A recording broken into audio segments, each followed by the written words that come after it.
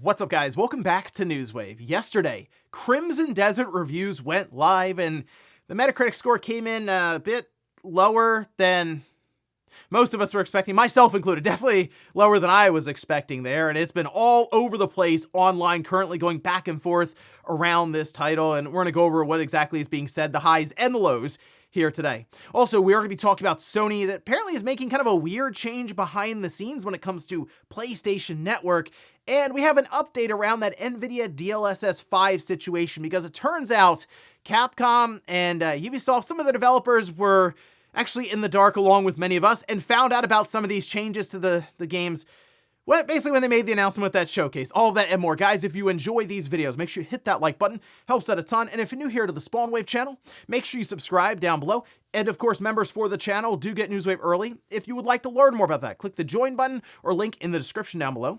And we're going to start today with Xbox and an update for the Xbox Series consoles. And there's a bit of a change here that I think is kind of interesting, and one that I'm a little surprised took this long to make, but it is a welcome, I'd even say, upgrade at this point. You can see, though, this is over on Xbox's social media account, saying more ways to personalize your Xbox. Up to 10 groups on home, custom colors across your console, cleaner guide and profile visuals, and I think the biggest one here being toggle quick resume per title. So the idea of quick resume is you can, if you turn your system off or go to the home menu and do that and then jump between games, it's very quick because it just kind of stores your state in that game behind the scenes and you just kind of jump around between them. It works very, very well in theory with certain games. The ones that I've seen are more problematic are games that have to be connected to the internet to function. So any of the live service games, multiplayer games, all of that can be an issue because it'll disconnect once it goes into quick resume after a certain amount of time. So it's like, why put it into quick resume? You may as well shut it down completely. And that's what you can now do. Toggle between which games will use quick resume and which ones won't. Now, this update will be rolling out to insiders now and then to regular users here in the coming week or so. I guess keep an eye out for that. If you're in the insider program, you can check to see if you can now toggle your stuff on and off when it comes to quick resume for each game. Also, along with Pokemon XD Gale of Darkness going into GameCube NSO, it also seems that Nintendo did an update to improve the emulation for GameCube and in the different games. That does include improved input latency, which was definitely an issue when the NSO first went live with the GameCube. It got a little bit better. Now it seems to be much better. And in fact, even the stick range for tracking with something like F-Zero has also been improved. So it's much better to control F-Zero now, which is great news. There's even a CRT filter that has been added and adjusted to where it also uses HDR. So just a few little things they're being improved through this update with Pokemon XD. So good news there. GameCube getting that update, running a bit better now on Switch too. Oh, and speaking of update, we had a random one go out yesterday. The PlayStation 3. You can see over on Sony's website, current version 4.93. They just pushed this in the last 24 hours or so. And if you take a look, it says the system software update improves system performance. Now, of course, this can have people who have their stuff custom firmware modded or hen or anything else. You run into issues there, as generally some security cleanup will happen along with this. But for the most part, this would be to update the Blu-ray encryption keys so that newer Blu-rays that come out will still play on the PlayStation 3. People are wondering what happens whenever Sony stops updating the PS3. I guess you have to run, bootlegs, or I'm not really sure how all of that will work for the PlayStation 3 when it comes to just being able to play back newer titles. But at least for now, it seems like Sony is continuing with that. Just understand it's probably going to break some features when it comes to the modding scene with the PlayStation 3 as well. And guys, with some of the quick news out of the way, let's get into the bigger stuff. Let's start right away with Crimson Desert. Reviews went live yesterday around 6 p.m. Eastern time, and I saw it pop up with an initial 20 or so reviews come in, and I saw the score and I said, oh, okay, that's not near the 92 that I threw out there as a guest during the podcast. And I was mostly thinking about how the gaming media would view this game with their reviews. Not even necessarily how great the game would be, although it would have to be pretty good to get a 92 even from just press in general playing through it. But as the reviews came in and we started to get a clearer picture for where it was going to sit, you can see, yeah, it's at a 78 right now. All right, now, it's important to note, this is only on PC, which it seems like it's optimized well enough from what people are saying who have been playing it. So keep in mind, this is probably the best case scenario for the game when it comes to resolution and frame rate. Still waiting to see how it runs on a base PS5 or an Xbox Series over time. I mean, we saw the stream that was happening for PlayStation with the game, but let's face it, we want to get it out there in the wild so everyone can play it, or at least try it out who wants to play it, and we'll get hundreds, thousands of hours, logged and see how all of it holds up there throughout the internet. But right now, that's on 63 positive, 21 mixed, and 1 negative. All right, so the review scores are all over the place. There are some who are giving it perfect scores, and I will say this, for the people who enjoyed the game, they really enjoyed the game. I mean, some are saying it was like generational title, and then people who didn't like the game really didn't like the game, so it is divisive, to say the least. So let's just take a look at a few of these here. Let's see. Gamers Heroes gave it a 100, saying Dark Souls has often been used to measure one's gaming prowess, but that measuring stick has changed with Crimson Desert. Not only did it boast some of the most challenging boss battles ever seen in the industry, its required levels of patience, determination, and ability have set a new gold standard. I don't know if the last sentence, last bit there, determination, patience, I don't know if that's good or bad. I mean, I guess if you're really approaching it like Dark Souls mentality, I guess it'd be good. The Outer Haven gave it a 100, saying despite a few minor issues, Crimson Desert sets a new benchmark for this style of open world experience, one that will be extremely difficult for future titles to match. Vice gave it 100, saying, if you're someone who wants a more linear or cinematic story-driven campaign, Crimson Desert might not be for you. However, if you love the sense of freedom and discovery that The Legend of Zelda Breath of the Wild had, then Crimson Desert is the next big game in that genre. So Breath of the Wild, a little name drop there from Vice. Forbes says if the question was if Crimson Desert could really be that big and really play that well and really keep you entertained the whole time, the answer for me is unequivocally yes. That was Paul Tassi giving it a 95 or a 9.5 there.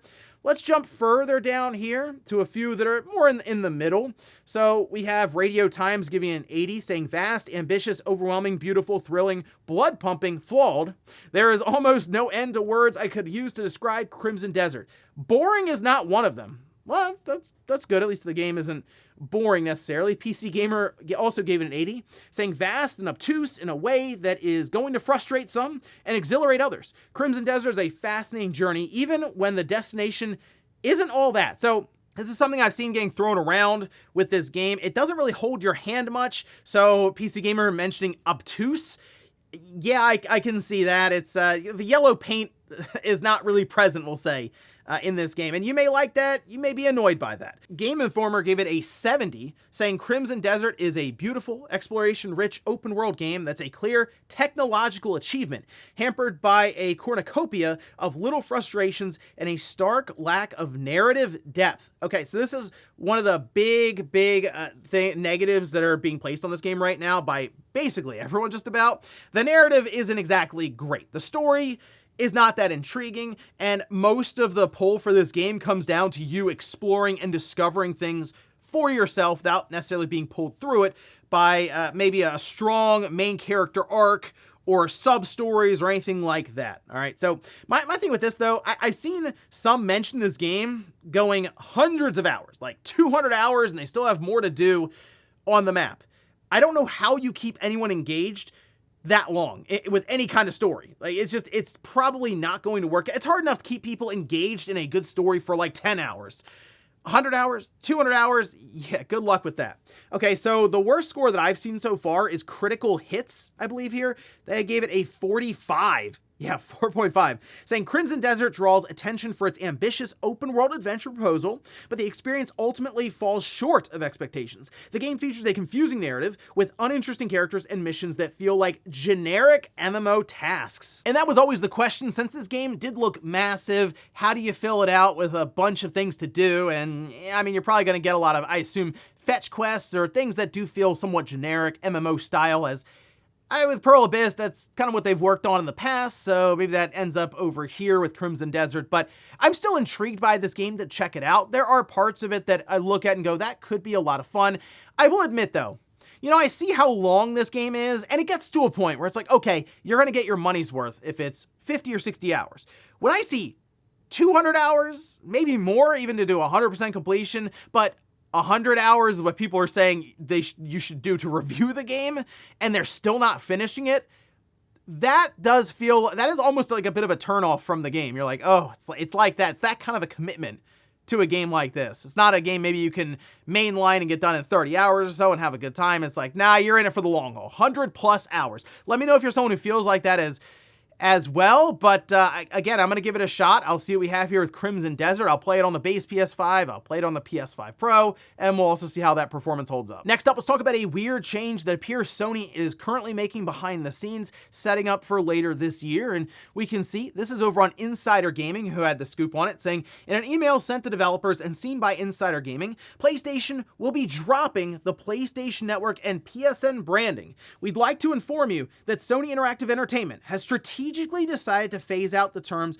PlayStation Network and PSN across our platform in order to properly capture the breadth of our evolving digital services. What's changing and the timeline. Okay, they say the upcoming changes are purely visual and will not introduce any technical alterations to our offering. To simplify and unify branding, the terms PlayStation Network and PSN will be phased out across all SIE assets by September 2026.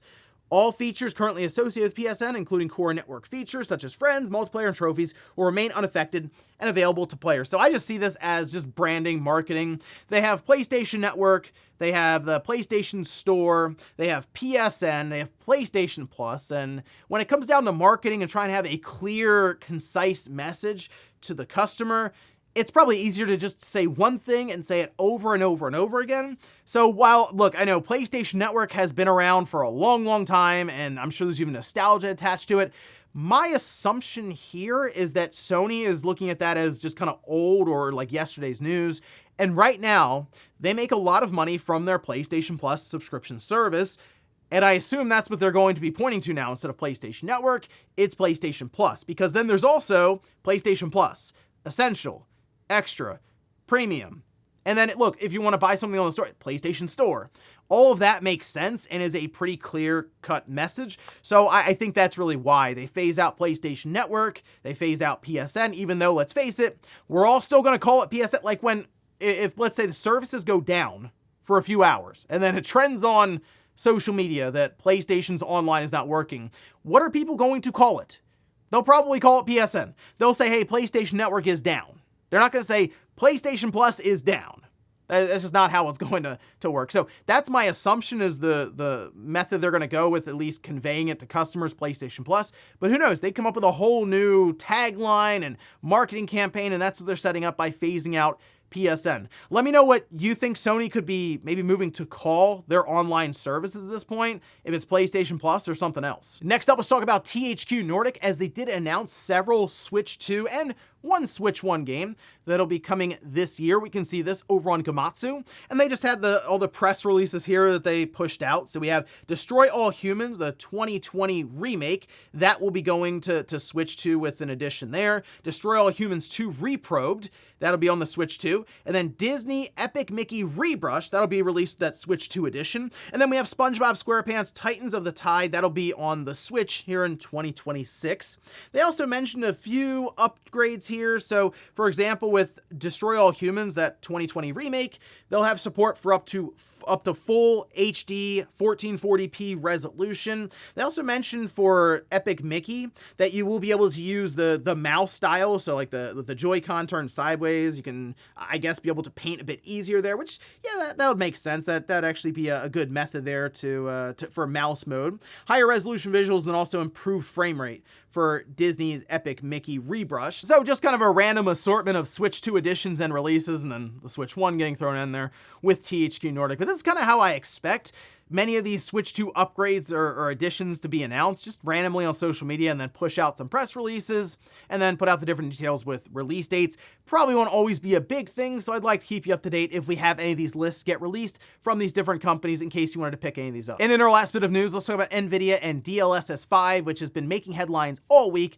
since it was unveiled a few days ago. And during this presentation, the showcase, they did show us changes between current games and different character models. So Grace, of course, being front and center right now, Resident Evil 9, getting the quote-unquote Instagram or AI filter, as the internet has now dubbed it. But still, you get the big spotlights apparently in the alleyway and, light them up, 3-point light system, that whole thing. But the question was, hold on, what does this do with like artistic integrity for people who maybe designed the game initially with the character models? And it seems, according to NVIDIA, they'll have full control over that. They can sliders all over the place, turn things up and down. And well, then it came back to the publishers, and it seemed like Capcom had signed off on this. But it turns out maybe not everyone at Capcom and not everyone at Ubisoft, so we can see this. This is once again over at Insider Gaming, saying, speaking with developers and artists at studios that have agreed to DLSS 5, including Capcom and Ubisoft, Insider Gaming was told that the DLSS 5 tech was revealed to them at the same time as everyone else. Saying, quote, we found out at the same time as the public. That's from one developer at Ubisoft. Developers at Capcom that spoke with Insider Gaming even said they were shocked because Capcom seemed to be kind of against the idea of using generative AI to their knowledge. And then there's Grace getting the Instagram filter, so it probably didn't go over so well there. And look, here's the thing. If you are just a developer at a big company, say a Capcom or a Ubisoft, you're not gonna be privy to all the conversations that are happening at a high level, especially one between your parent company and NVIDIA about some new tech that's under embargo, and you don't necessarily need to know it because you work on scenery or you work on the character model with a bunch of other people. But still, you see all this go down with everyone else around online, and you go, wow, that was the character model that I worked to make with the handcrafted lighting and stuff, and they just have that filter go over it and doesn't really look like Grace anymore. And that's the thing with these big studios, there's just so many moving parts that you probably aren't going to have everyone there who's working on these different assets necessarily sign off on generative AI, but their job would be to make the models that maybe have generative AI then applied to it.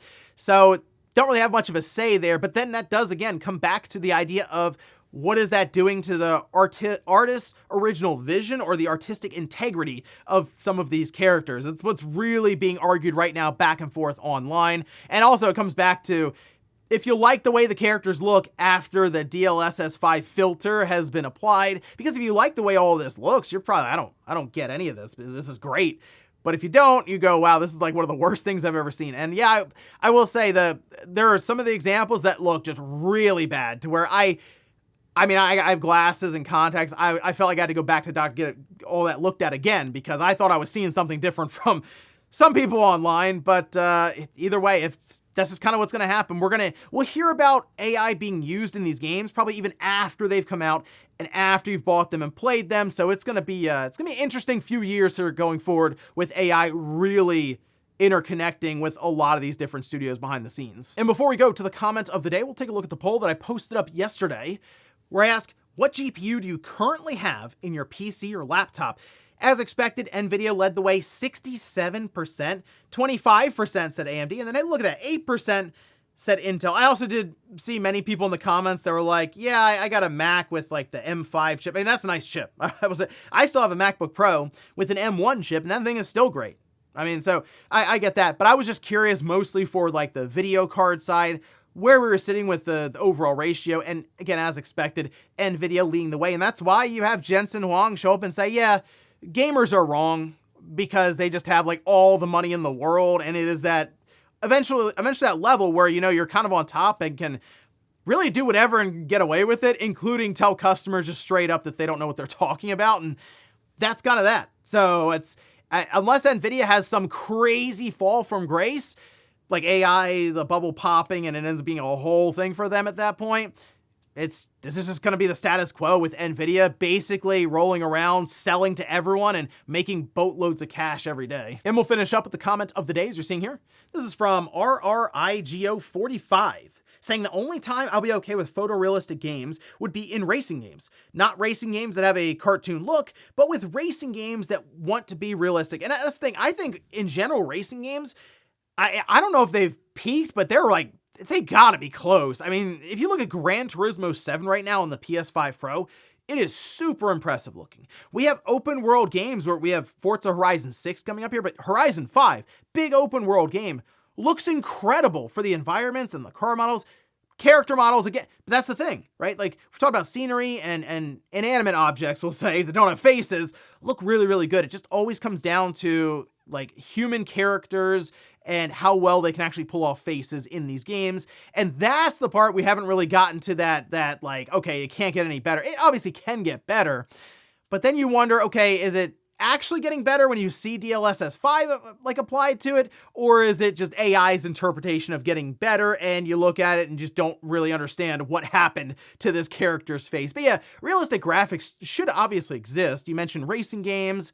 I would say just even still some like military shooters or like first-person games, yeah, obviously that should still have realism or realistic graphics.